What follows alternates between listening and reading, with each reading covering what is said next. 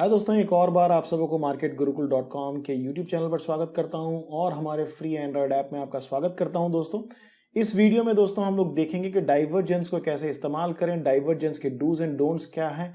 माना कि डाइवर्जेंस आपको टॉप बता सकता है बहुत पहले से और आपको बॉटम भी बता सकता है बहुत पहले से, लेकिन उसके कुछ नियम हैं और उसकी कुछ लिमिटेशंस हैं। अगर आप उसको जाने बिना आप करोगे तो डाइवर्जेंस भी आपको प्रॉब्लम में डाल सकता है दोस्तों। तो इसमें आप उसके डूज एंड डोंट्स को देखेंगे और समझेंगे कि किस तरह से इसको हम हमारे सिस्टम की एक्यूरेसी बढ़ाने के लिए और प्रॉफिट के लिए इस्तेमाल करें।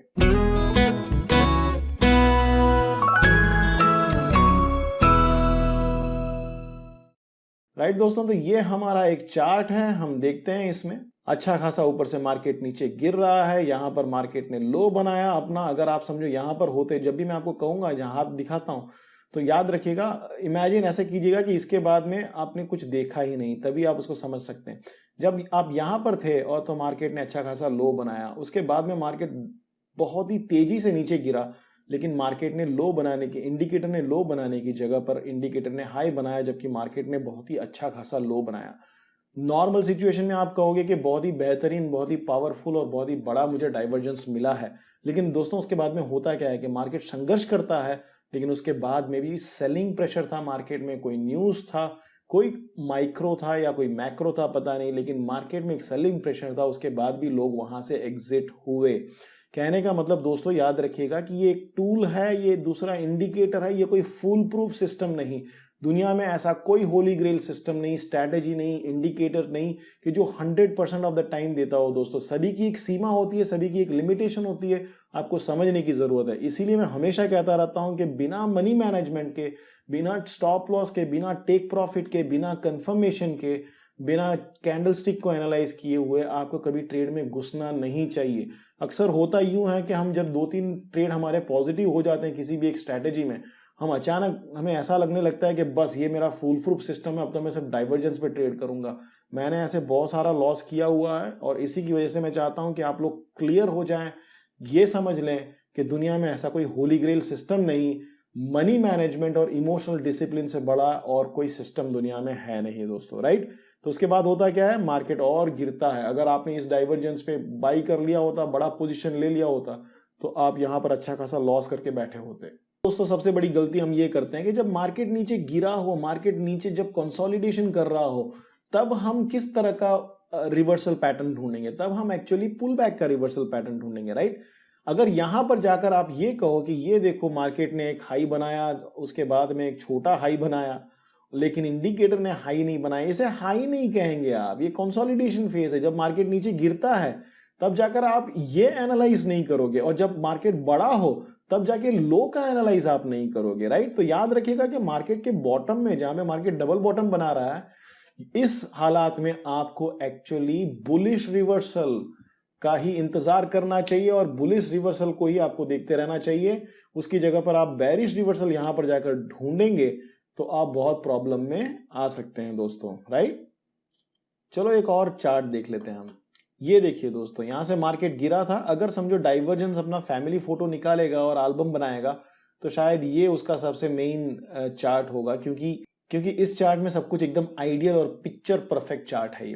ठीक है, ये देखिए मार्केट ने एक लो बनाया, उसके बाद में मार्केट और नीचे धंसता चला गया, मार्केट ने दूसरा लो बनाया, लेकिन उसके कंपैरिजन में जब आप देखते हो तो इंडिकेटर ने यहां पर लो बनाया, लेकिन इसके बाद ये जो दूसरा लो बना उसकी तुलना में इंडिकेटर यहां पर हाई बना रहा है। ये शायद कुछ ऐसे आइकॉन्स है जिसको मैं निकाल नहीं सकता फुल स्क्रीन में, यहीं पे आते हैं। एनीवेज, अब ये देखिए, तो मार्केट ने तो लो बनाया, मार्केट का ये स्लोप है प्राइस का, लेकिन इंडिकेटर का स्लोप ऊपर की तरफ है। इसका मतलब ये है कि हमें एक यहां पर डाइवर्जेंस मिला है, और वो भी जब लो में डाइवर्जेंस मिलता है तो हम कहते हैं कि बुलिश डाइवर्जेंस मिला है। तो यहां से मार्केट भागता है दोस्तों। ये 1200 पॉइंट का पुल बैक है। अगर ये निफ्टी है तो समझिए कि ये 1200 पॉइंट निफ्टी यहां से भागा, एक तरफा भागा, ऑलमोस्ट बेहतरीन एक अप ट्रेंड है ये। राइट, तो आप एकदम आइडियली बॉटम में जाकर आपको एक डाइवर्जेंस मिलता है और फिर मार्केट 1200 पॉइंट तक ऊपर रैली करता है। ऑसम। ओके, ऊपर क्या करता है, जाकर ऊपर ये हाई बना, उसके बाद में ये हाई बना। यहां पर कुछ है नहीं तो सोचिए कि ये हाई बना, लेकिन आप यहां पे देखो कि उसके तुलना में उसका इंडिकेटर जो है वो नीचे की तरफ एक डाइवर्जेंस दिखाता है, तो हम कहेंगे कि यार ये तो टॉप में जाकर हमें दूसरा एक बेरिश डाइवर्जेंस दिखा रहा है। बेरिश डाइवर्जेंस दिखा रहा है, ऊपर से हमें रिवर्सल साइंस दे रहा है, डोजी बना रहा है, कंफ्यूजन्स दिखा रहा है, और उसके बाद में मार्केट नीचे गिरता है। ये आइडियल सिचुएशन है दोस्तों। डाइवर्जेंस समझाने के लिए ऐसे चार्ट्स का इस्तेमाल हुआ करता है, लेकिन उसका मतलब ये नहीं, जैसे कि मैंने पहले बताया कि डाइवर्जेंस फेल नहीं होता, उसका मतलब ये नहीं कि डाइवर्जेंस जब भी आता है तो आपको रिवर्सल मिलता है। तो हमेशा कॉशन के साथ इस्तेमाल कीजिए दोस्तों, राइट। जब बॉटम में मिलता है तो आपको अच्छा खासा रैली देता है, जब टॉप में मिलता है आपको अच्छा खासा पुल बैक देता है। लेकिन अगर समझो इन बिटवीन दौरान पे मिलता है ना, कंप्लीट मार्केट नीचे की तरफ आया हो, कंसोलिडेट नहीं किया हो, और उसके बाद में अगर मिलता है तो आपको टेक्निकल पुल बैक जरूर देता है, लेकिन इसको आप रिवर्सल नहीं कहेंगे, राइट। यहां पे क्या हुआ, आपको बेरिश डाइवर्जेंस मिला है। हाई मार्केट ने बनाया, इंडिकेटर ने बनाया, लेकिन इंडिकेटर ने मार्केट के हाई को मैच नहीं किया, तो आप कहेंगे कि यार ये बेरिश डाइवर्जेंस है, यहां से टेक्निकल पुल बैक हुआ लेकिन रिवर्सल नहीं होगा। तो हमेशा याद रखिए, बॉटम में ही आपको बुलिश डाइवर्जेंस ज्यादा सिग्निफिकेंट इंपॉर्टेंट रहता है, और टॉप में आपको बेरिश डाइवर्जेंस जो है ज्यादा पावरफुल रहता है। इन बिटवीन आपको सिर्फ एक टेक्निकल पुल बैक ही मिलेगा। और दोस्तों, जैसे कि मैंने लास्ट वीडियो में आपको दिखाया कि आप टॉप में जाकर आप डाइवर्जेंस ढूंढ रहे थे, उसी तरह से यहां पर समझो कि आप टॉप जब गिर रहा है मार्केट, उस तरह पे जाकर आप वापिस अगर बुलिश डाइवर्जेंस ढूंढोगे कि देखो इंडिकेटर ऊपर जा रहा है लेकिन मार्केट नीचे आ रहा है, तो आपका प्रॉब्लम होगा। इन वीडियोस को वापिस 4 बार और देखिए, तभी ख्याल आएगा। डाइवर्जेंस थोड़ा कॉम्प्लिकेटेड है, मैंने उसको आसान बनाने की कोशिश तो की है, लेकिन आपको प्रैक्टिस करना पड़ेगा, राइट। आप वापिस, मेरे ख्याल से इसके बाद डाइवर्जेंस पे वीडियो बनाने की जरूरत नहीं है, जितना बोलना है मैंने इसमें बोल लिया है। तो अगर आपको कंफ्यूजन है तो इन चारों वीडियो को वापिस देखिएगा दोस्तों। दूसरा, अगर आपने ध्यान दिया होता इस पूरे चार्ट में दोस्तों, चार्ट हमेशा मार्केट आपको सिग्नल्स देता है, खास करके कैंडलस्टिक पैटर्न्स जैसा आपको रिवर्सल नहीं दे सकता कोई। ये देखिए, आपको यहां पर वापस रिवर्सल पैटर्न है, यहां पर रिवर्सल है, डोजी दिख रहा है आपको, यहां पर डोजी दिख रहा है आपको, यहां पर आपको डोजी दिख रहा है, इन्वर्टेड हैमर दिख रहा है आपको, एक रिवर्सल पैटर्न है, यहां पर रिवर्सल पैटर्न है, यहां पर रिवर्सल पैटर्न है। हर जगह पे दोस्तों अगर आप ध्यान दोगे, अगर आप कैंडलस्टिक पैटर्न्स को देखोगे, और उसके साथ अगर आप कोई भी नॉर्मल इंडिकेटर भी इस्तेमाल करोगे, तो आपको एक अच्छा कंट्रोल मिलेगा, और हर पुल बैक पे आपको एक रिवर्सल पैटर्न मिल सकता है। यहां पर मैंने अभी सर्कल नहीं किया, मैं भूल गया, यहां पर सर्कल नहीं किया, बाकी नहीं तो इस पुल बैक पे भी आपको रिवर्सल था, इस पुल बैक पे भी आपको रिवर्सल था, इस पुल बैक पे भी आप, हर जगह आपको कैंडलस्टिक क्लियर कट बता सकता है। नॉर्मल इंडिकेटर के साथ भी आप बहुत ही अच्छा काम कर सकते हैं दोस्तों। हर इंडिकेटर को याद रखने का, वो फुल प्रूफ नहीं होता है, उसकी एक सीमा होती है। ये देखिए, टॉप अच्छा खासा अप ट्रेंड चला, मार्केट ऊपर हाई बना रहा है, लेकिन हमारा इंडिकेटर उतना हाई नहीं बना रहा है, तो आप कहोगे कि ये एक हमारा बेरिश रिवर्सल है। तो है तो सही, लेकिन मार्केट ने दिया क्या आपको, छोटा सा टेक्निकल पुल बैक दिया, लेकिन वहां पर कुछ मैक्रो काम कर रहा था और ऊपर मार्केट को खींचता हुआ चला गया। कहने का मतलब वापिस कि आपको टॉप पर भी अगर समझो डाइवर्जेंस मिलता है, तो ये नहीं कि आप हमेशा टूट पड़ो और कहो कि बस अब तो नीचे जाना ही है 1200 पॉइंट।